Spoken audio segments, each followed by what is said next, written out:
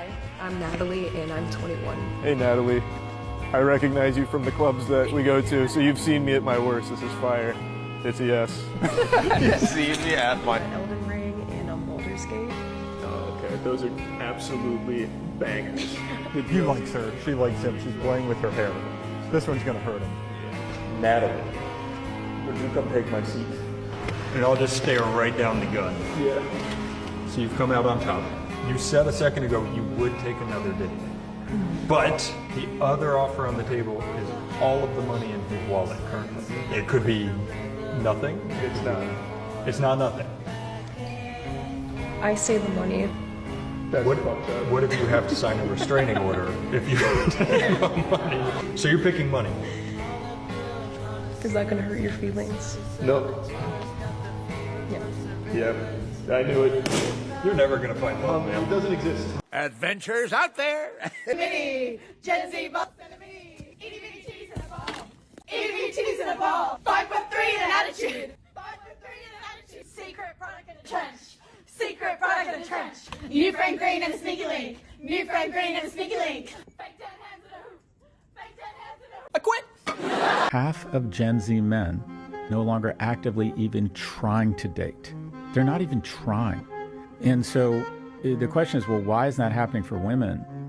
Women, first off, are dating older. They want more economically and emotionally viable men, and that usually means older men. In addition, when young women are lonely, they have much better social networks.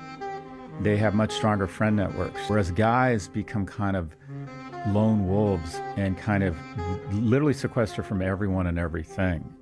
I love the smell of a good challenge in the morning. Most men will agree that, in many cases, Gen Z guys got a pretty bad deal. And by Gen Z men, I'm not talking about those that fit the usual stereotypes, but the guys that are just like you and me, the ones that work hard when nobody's watching, the ones that take it slow and don't subscribe to the ravenous attention market, or the ones that simply want to live an honest, traditional life. After all, these are the men that this channel was made for. The random guy standing in as a specialist, talking about why Gen Z men don't date, falls into the same trap most analysts do on a daily basis. He scratched the surface, inspected it, and didn't bother to see what was just a foot deeper. So, let's get into it. Why do you think it's so difficult for people to publicly advocate for the problems of men and boys? Because victimhood doesn't work for men the way it works for women. We don't feel sorry for men. And rightly so, by the way. Biologically, men are disposable in a way that women aren't, for the obvious reasons. If you have a tribe of 10 men, 10 women, you send the women off to war, you're screwed. You send the men off to war, one comes back, you can still replenish the population. So men are disposable, always will be, much more than women. And so we don't feel sorry for men in the same way. And I'm not advocating that we feel sorry for men because I don't believe that's the solution to men's problems. The solution to men's problems is for men to be better. What's that mean? You know what I mean. Look at you. This is what your entire life is spent on, bettering yourself. Physically, emotionally, psychologically, mentally. You're obsessed with performance. You're obsessed with being better. You're obsessed with being happier, more fulfilled, all of these things. It's a pursuit of your own greatness. One of the reasons that men's mental health is not as good as it could be is that, A, we do live in a society which discourages them from being men and being the way that men are supposed to be. But the other reason is that most of the personal development and psychology fields are geared towards female ways of being. And most of the ways that we treat, for example, depression, men don't need the same thing as women do when it comes to that. What men need is to feel powerful and capable. What are you up to, young lady? What's going on? Nothing. Why are you driving in the wrong way of traffic? No, I just got changed around. I just moved here like 2 months ago. You're going into oncoming traffic. I know, and I just decided that it was better just to turn around really fucking quick. Okay. Your insurance, your registration, I'm going to check your driver's license status, I'm going to do all that. Sorry, just like as an indigenous person, I'm non-binary, so. Okay. What do you go by? Just Kai. How can I refer to you tonight? Kai? Okay. Hey, I'm smelling alcohol. I know. How much have you consumed tonight? Like probably 3 drinks. I need to run you through some tests right now. Okay. Perfect. Stand facing me, please. But I just want you to know that I also have very bad social anxiety. You and me both. You're just like trying to intimidate me. This is just how the test goes. I know, but you're exaggerating it more than it needs to be right now. Just focus on my finger. Well, as you know, as an Indigenous person, and there's a bunch of shit going around, I'm sorry, but it's just for me to be on my toes. I'm non-binary. Yeah, I'll try my hardest. I need to know if you have any injuries or anything that would prevent you from doing a standard walk or a turn tonight. Mental health. Any physical injuries? Mental, yeah. Not call me ma'am, please. I'm trying my hardest. It's kind of triggering. Right foot in front of your left. Nope, go back. I'm sorry, but the whole man thing, just like... I apologize. This chick pulled out every card like a magician that lost their footing. Pun intended. The first clip describing how men are seen and how they interact with the world is biologically accurate. Historically, we were the ones that were expendable, at least to an extent. My man is exaggerating with the whole "if one man comes back" scenario, but that's just to make a clear point. We've always been the ones that put our lives on the line for familial stability, and before the feminist argument flooded in, this applied to all male groups in society. If the ship started sinking, the men would stay. If the house was on fire, the men would try to get everyone out first, and if someone dared to invade the home, the wife is not the one that would carry a weapon to the front door. That said, in contrast to the transactional crap you see in a lot of these podcasts, this was the one true, actual transaction. I protect and provide for you. You make sure the house and children stay sorted. This was the longest-lasting, primal sense of purpose given to both parties. This lone wolf dynamic, the so-called therapist attempts to diagnose, is in no way the result of male failure or feminine success. More accurately, especially in coastal western cities, these conventionally male activities are being destroyed, based on the belief that if they were to continue, we'd descend into the Dark Ages. Boy Scouts started bringing in women for the sake of equality. Churches rejected male pastors, and the result is a warped societal feminist matrix hell-bent on making blind changes. If my man's down and he needs help, I can help him. If I'm down, he can help me. It goes both ways. Who paid for the first date? Yeah. Who paid for the second date? Probably him. Who paid for the third date? Probably him. How long would you take care of your man if he couldn't work anymore? Let's say maybe like 6 months. 6 months? Yeah. Okay. Well, that's not equality. Since y'all have a timeline on it, that means that it's not equal because men, it's in our nature to provide for a woman forever. My trauma is my trauma. Why are you judging me for how I'm healing? You're a little slut. No. Nice to meet you. I'm Celeste. What's your deal? I work as a substitute teacher. I do cosplay. I'm a teacher. I love going to Comic-Con and dressing up. He smells nice. I think you two are really cute together. Are you down for $1 margaritas?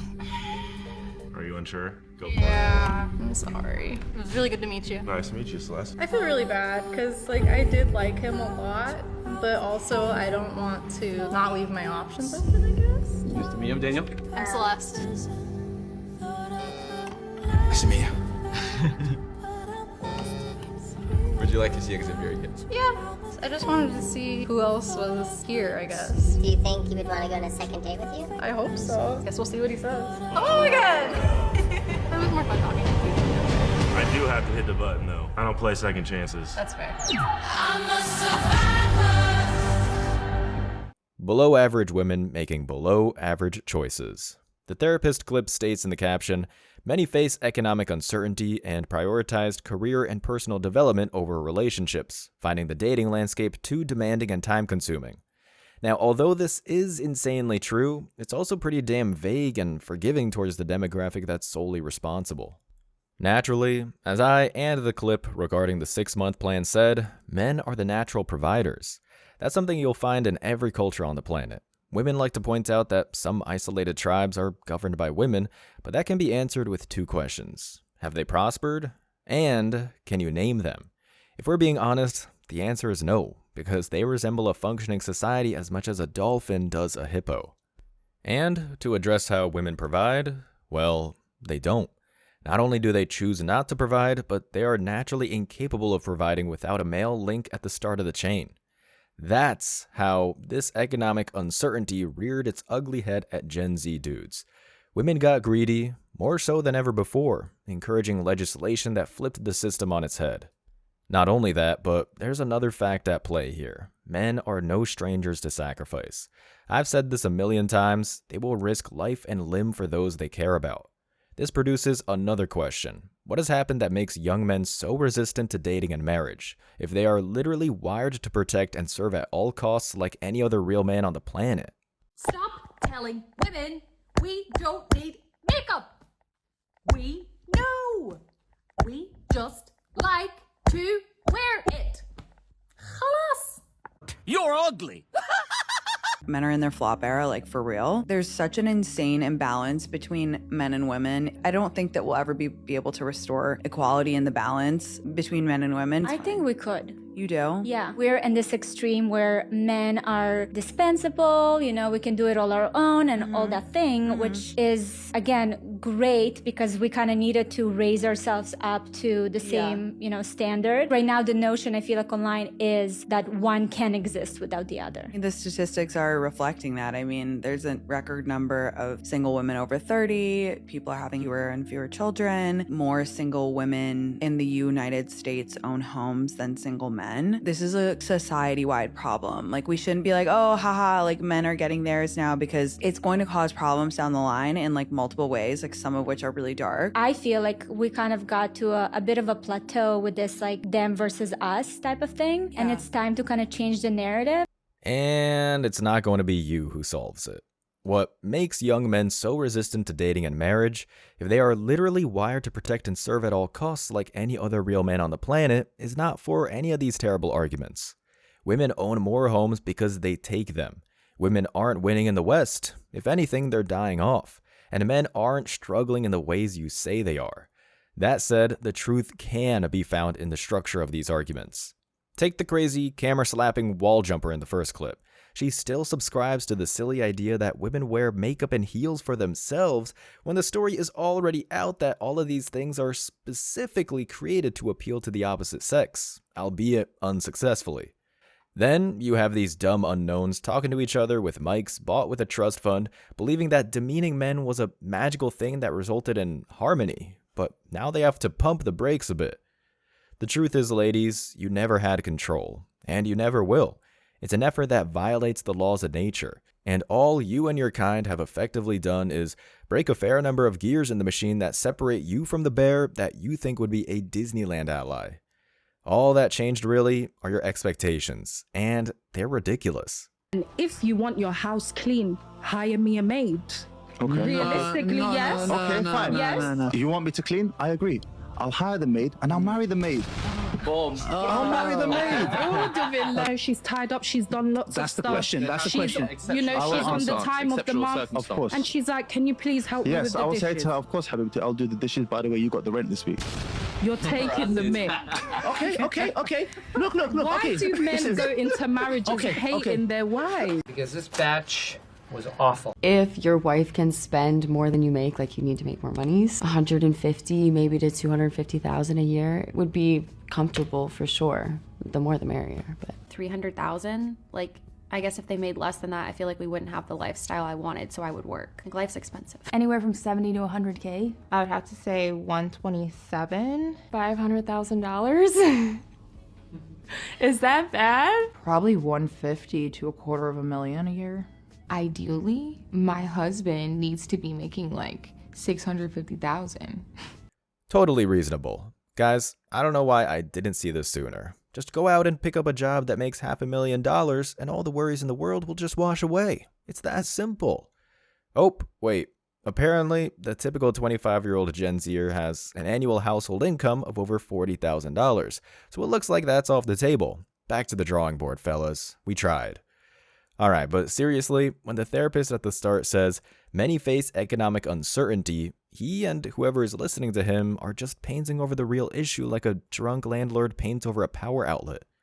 Young men aren't bowing out of the race or failing in the way these people describe, and they're definitely not dealing with their own personal problems because they simply can't hack it. This is just another one of those speeches that erases accountability for women and tries to identify the problem as something that men brought on themselves. But here's the truth. Men are the ones that are rational. We see the wholeflation price tag and how it just keeps getting higher with each passing year. Knowing this, we'd rather pocket our money and wait because we technically can afford to. One of the women in this podcast describes 30-year-old women like it's some kind of success story. Lady, you're old and alone. Men are the ones tolerating solitude so that they may be able to start a foundation with somebody that's actually worth their time and effort. And if that's not happening, then something fishy is going on. Most likely from the tuna in the next aisle over. I make $150,000. I'm an only child raised by a single mom. I'm paying for mom's condo right now. Mm-hmm. And I mean, you go on dating apps, you get nothing.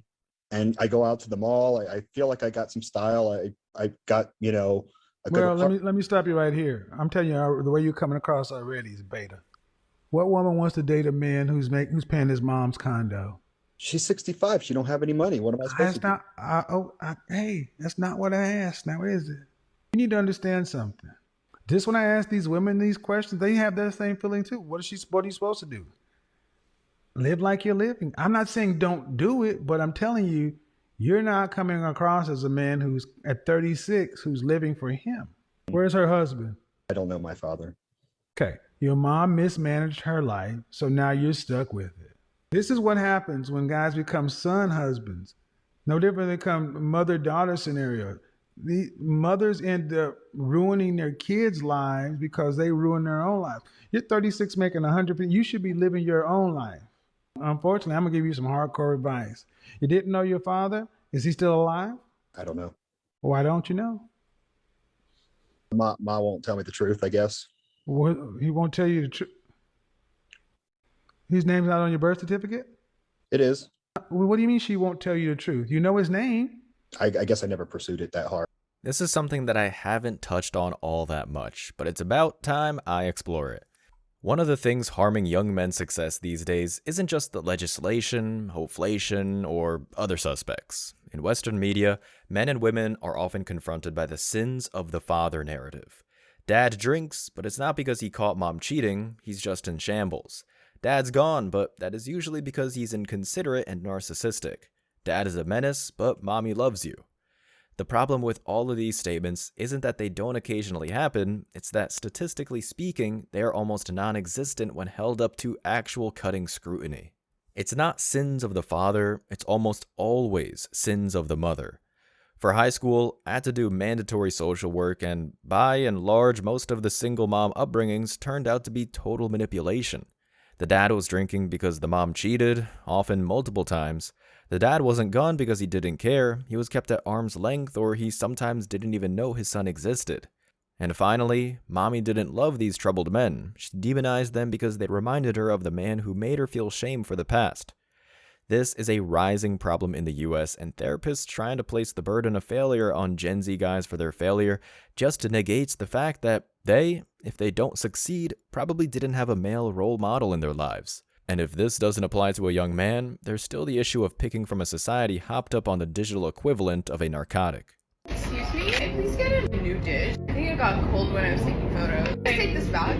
You got dished 30 minutes ago. I'm a TikToker, so I was just taking videos, but it's cold now. Hey, please get another round. I'm not gonna eat this one. I don't want this dish. I was putting my phone over it. It's just like not edible. You're gonna have to charge you for another one. It doesn't matter if you're a TikToker. You're a normal person like everyone else. How am I a normal person if I'm a TikToker? Just contradicting yourself at this point. And how's that our problem? Okay, I'll just get the same thing. Thanks. Sure, but I'll charge you for the new one. Well, I'm not paying for 2 dishes. I'm just gonna pay for 1. You can take this back, and then I'll have it. First of all, you ordered like 10 dishes. I hear you on that, but I'll just get the same thing that I got, just like a new dish. Can I please get a new order? I'm asking you very nicely. I'm sure you don't know who I am.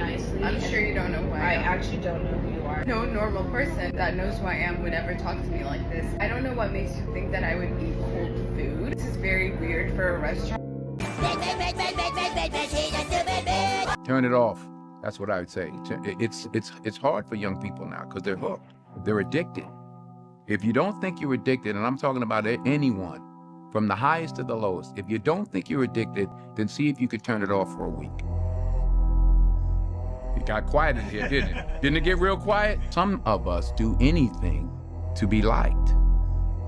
We used to do anything to be liked, but it was by the person in front of you. Now it's to be liked by 16 million people that you don't know. In the West, there's a pandemic that can't be fixed with a shot. And although we often talk about it, nobody has done anything to fix it. Social media has turned a majority of women into actors, and as Trey Parker and Matt Stone would say, there's nobody on God's green earth that is dumber than the people we see perform on camera for a living. It's just common sense. These chicks will gain a small following, posting bikini pics and a scrap work's worth of foreign food, and suddenly think that they're Jackie Kennedy or Marilyn Monroe. Maybe they're just as miserable, probably more so, but they don't even get close. Anyway, by the time they enter the dating scene, this false sense of entitlement is so strong that interacting with them is a total nightmare. What kind of guy in his right mind would encourage that? The answer is none. No when, no one, no how, no way. If the options are to save money and game with the guys after work, or suffer the insufferable with a woman determined to be the flavor of the week one day, the choice is easy. Choosing the former brings happiness, while choosing the latter is shallow and soul-sucking. The guy ever cried in front of you? Yes. Was it a turnoff? I feel like it made us closer, actually. Now, Milton, don't be greedy. Let's pass it along and make sure.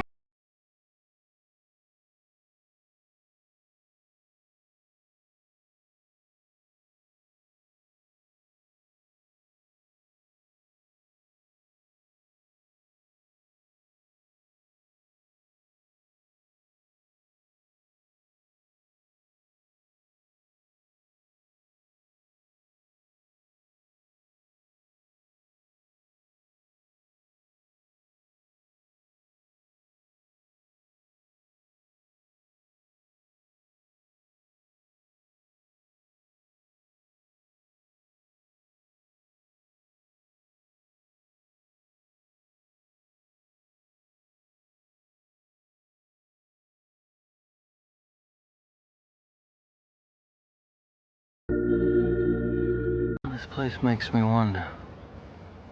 Yeah, what's that, boss? Which would be worse? To live as a monster? Or to die as a good man?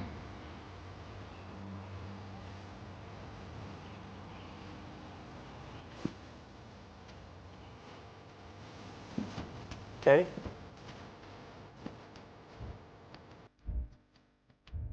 See, therapist Joker, women, whoever else is watching this that thinks this garbage is okay. Here's what you're missing. I'll take a second to spell it out for you. Men in the up-and-coming generations, just because they were born in the dark, that doesn't make them stupid.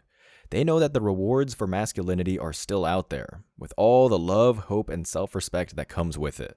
But they also know that they won't find it where they're sitting, so they wait, they work hard, and they focus on what's important.